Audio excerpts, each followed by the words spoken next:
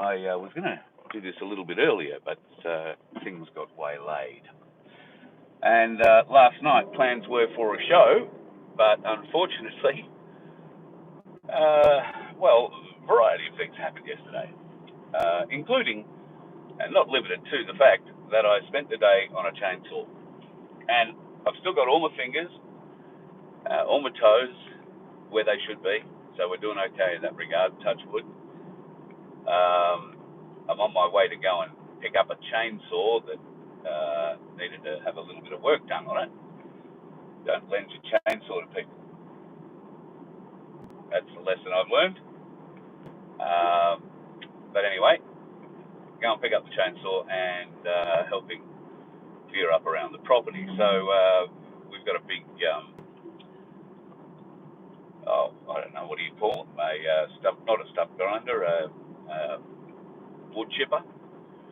And there has been a lot of fallen timber on the property, particularly after the big storm at Christmas time, the tornado that was literally born out the back of the property, really, down the Abuna and crossed right over the top of it. And all the old timber and all the weak timber fell. So a lot of it had to be made safe and has been made safe. But of course, that leaves rather large piles of good wood that something has to be done with. So I'm part of the crew cleaning up. And yesterday we got some good work done, and then we started having one or two chainsaw issues. So I'm going in now to get the chainsaw so that we can keep going today. The larger issue at the moment is the wood chipper doesn't seem to be working. Who knew? But I'm not in charge of the wood chipper, so all care, no responsibility. By gee, they're effective machines. Ooh. We have quite a large one, considering there's quite a large bit of wood there to be done, and well, got to say, but the exercise is good. What it did do last night, though, when I got into the chair and started putting the show together, I fell asleep in the chair and woke up at 11 o'clock last night. So my apologies for that. Not used to all this physical exertion, but feel pretty good today for it. I'm not stiff. Okay, all right. I am wearing an X39 patch. My lower back was a bit sore, but that could have something to do with the way I was a bit precariously perched on various bits of wood while sawing with an implement that is more than capable of cutting my leg off and balancing. So yeah, I think I'm probably going to feel the need for an X39 patch today, so I put one on about 15 minutes ago maybe, and already my back's feeling better. So fingers crossed it stays that way. So the plan is today more wood chipping, and there may or may not be a quintessential Friday night free-for-all from a different location tonight. One of the guys on the property is threatening mud crabs and prawns at the community centre. Now, it would be very rude of me to try and suggest that everybody needs to not eat at a normal time, just so that I can do my show and wander down afterwards. So, depending on how the chainsawing and wood chipping goes today, I will go up to the community centre and figure out whether or not I can actually get a show from that location out. And we might have a bit of a campfire Friday night free-for-all, and it certainly will be a free-for-all. Share a couple of mud crabs and a couple of prawns with friends, and try and grab a story or two. Speaking of stories, there are quite a large number of them around. Albanese and his crew seem to be, well, it doesn't even have to be Labor. I think it would be the same if it was a Liberal government in power at the moment. I think the politicians are acting in ways ordinarily that they never would. They are making very rash decisions and decisions that impact the people in varying different degrees. We are being led towards a similar outcome to New Zealand. with what's going on over there at the moment when it comes to the jab, although more particularly those people who refused the jab. And that is something to be alert for here in Australia in the wordage that they use, the politicians I'm speaking about now, when they're putting through new bills and new this and new that, new acts that supposedly they are doing. And Victoria at the moment is another great example, where the state government is putting forward a bill that will essentially allow it to steal everything you own without having to prove that you have committed any crime, and they will do so using laws designed to stop criminals profiting from their ill-gotten gains. Now, how on earth the Victorian people will stand by for this? Well, you'd have to say many of them are just too stupid to understand the full ramifications of what this bill means. Or they're too stupid and too self-absorbed in their own single-minded political perspective that they cannot see the traps being laid for those later down the lines, and the traps for the people that are being laid in law. All right, LAW law, I grant you, and corporate law. But as I was speaking to people yesterday, in fact, made a bit of a new friend on the property who's right into common law, and we were having a discussion yesterday, and I've got to say that while we both agree almost to a T on most aspects of constitutions and our constitution versus, well, I'm not going to get into it. It was a very enlightening conversation, a very enlightening moment for him when I said, as I do to everybody who pushes this, and I don't do it to be a smart ass, I do it because I really hope that we are looking for a solution to this problem. And the solution is, or the problem is, we have no enforcement. It can be proved beyond any reasonable doubt the illegalities of our current system, the illegality of the Australian corporate government. But it can only be proved in a fair and just court system. And we don't have that. We don't have anything even remotely like that, because our judicial system has been compromised through politics entirely. And this is where, appointed judges and the you scratch my back, I'll scratch yours syndromes are playing out in full. And yes, I am suggesting that our judicial system is corrupt. In fact, there are a number of people that have applied to the High Court of Australia for varying different, with varying different matters they wish to be heard, all of which pertain to the legality of governance in this country and government in this country. And all of them have been denied the opportunity to present their argument.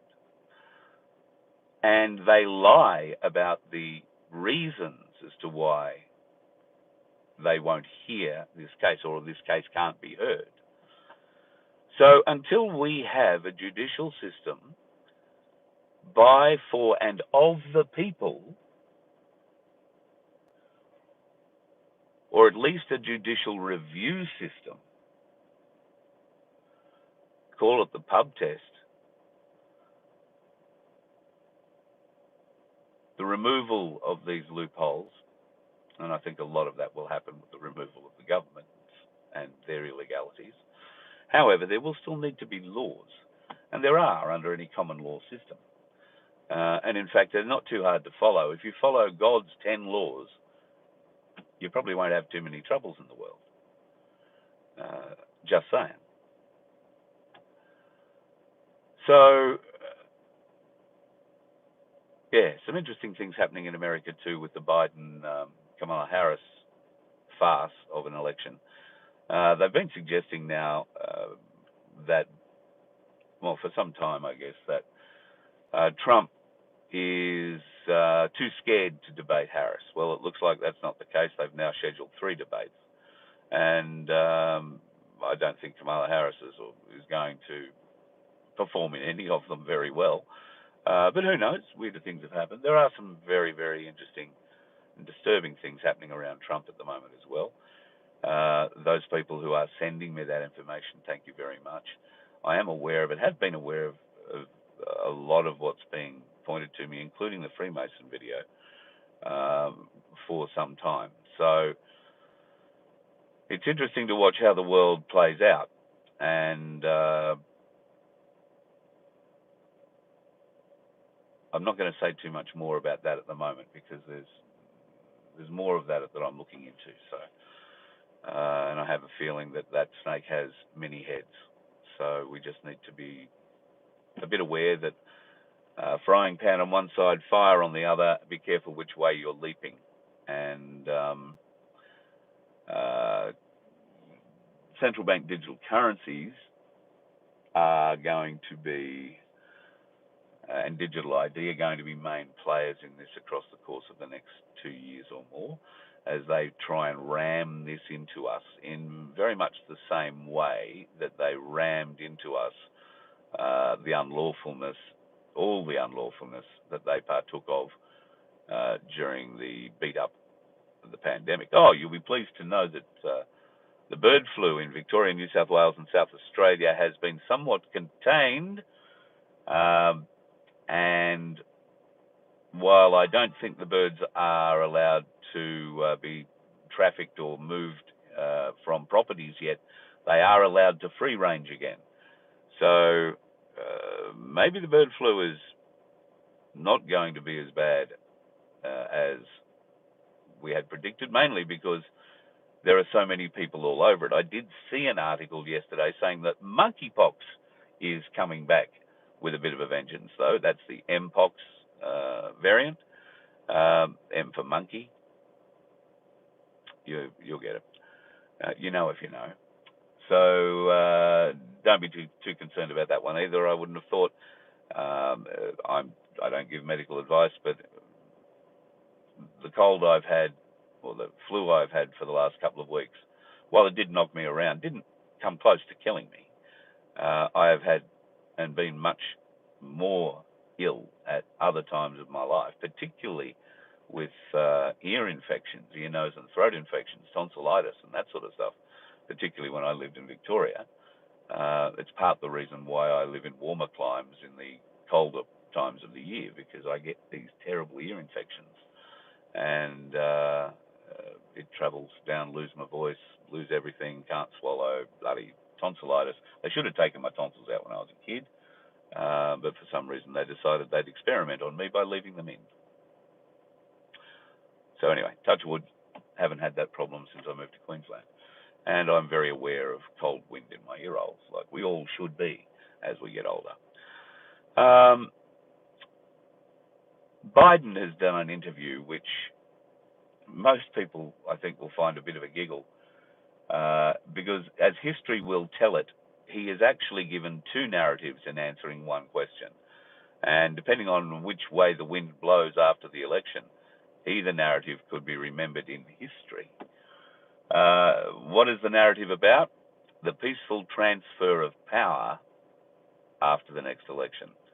He was asked, does he think that that there would be a peaceful transition of power if Donald Trump wins the election? And he said no, he didn't think that there would be a peaceful transition of power if Donald Trump won. Oh, wait, sorry. then he said, there won't be a peaceful transmission of power or transition of power if Donald Trump loses. So he's had to go each way. But the first way actually dumps the Democrats in it. And if you haven't learnt already, the Democrats, much like the Labor Party here, only criticise their opposition using tactics and facts that actually apply to themselves. So when they say Donald Trump is accusing everybody or saying there's going to be voter fraud, they are actually saying there's voter fraud, but Trump's never going to be able to prove it. Trump has always said regarding peaceful transitions of power and whether or not he'll accept any election result that isn't in his favour, has been that if they believe the election was free and fair and not manipulated in any way. Now, we know that they were manipulating at least the last two presidential elections.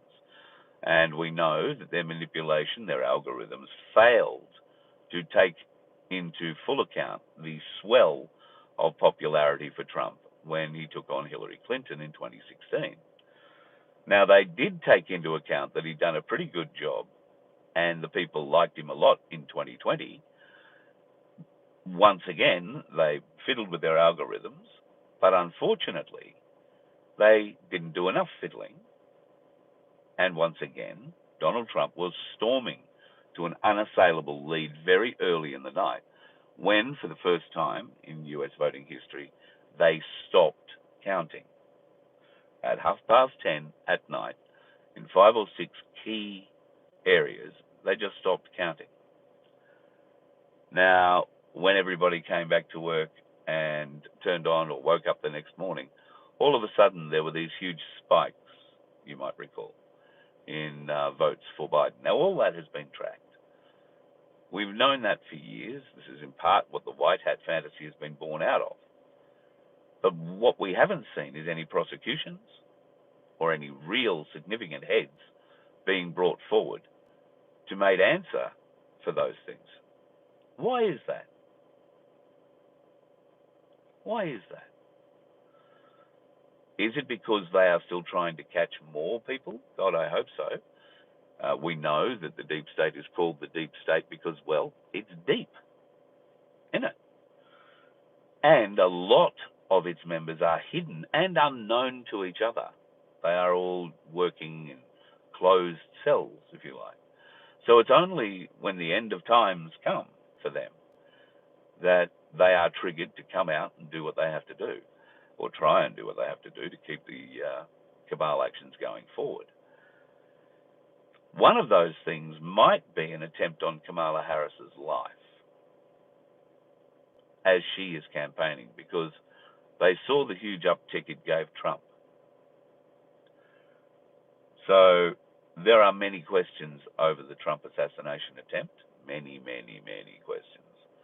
At least 3 shooters from 3 different angles. There's possibly more shooters than that. I've seen some very erroneous analysis, though. Some saying there was as many as 8 shooters. Well, there weren't that many bloody bullets. So, no. But 3, very definitely. And there seems to be some weird, strange vision materializing from phones behind Trump. A lot of them held by FBI agents in disguise. It's becoming quite clear. FBI agents who didn't move or flinch when the gunshots came, instead sat there with their mobile phone filming. So, yeah, significant issues with the whole Trump assassination attempt. But that's for another day. All right, I've got to go and pick up this chainsaw, folks, and head back out to the property and do a bit. We will attempt to get the Friday night free-for-all happening with a mud crab and some prawns and possibly beer a little later on today. It might happen earlier. It won't happen later. If it doesn't happen as a a campfire sort of a do, then I'll probably have to wind up doing the show where I normally do it. But we will be getting together with, well, hopefully Vince, and a bit of a chat with him, and a few others for tonight's get together. I want you to, if you can, folks, send your best wishes and prayers to Bob. I haven't mentioned it previously, but Bob hasn't been well, and I have been in touch with him, and he's undergoing a bit of treatment at the moment, and I'd just like you to put Bob in your thoughts and prayers, if you would, while he goes through this small blip in his health, and wish him a very speedy recovery. So he's a great man, and not for the fact that we'd love to have him back on the show. He's just been a great friend of the show, and it's always saddening to hear when folks are struggling in that regard. And I can't really tell you anything about what's wrong, so because I don't know. But I just know that he's got to go and see a few doctors and got to look after himself a bit. So thumbs up to Bob, and good luck, brother. We're here with you, and if there's anything that we can do, please just let me know. I'm also working with some people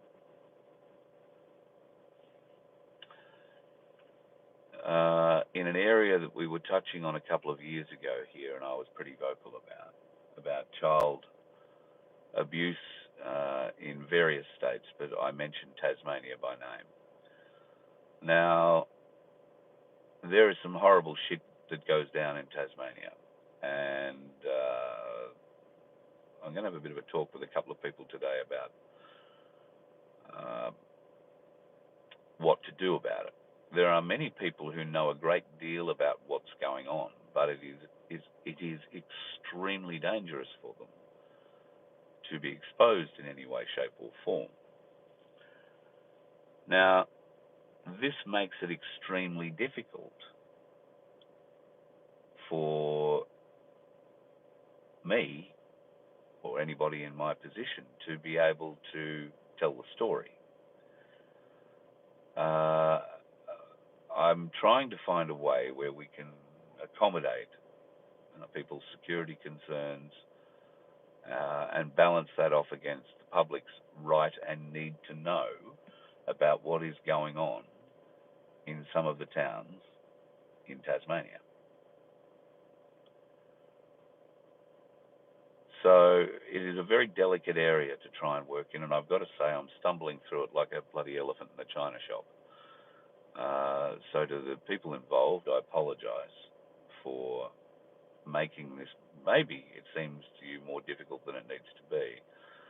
However, it is ultimately your safety that I'm worried about. So that's why I take certain steps. And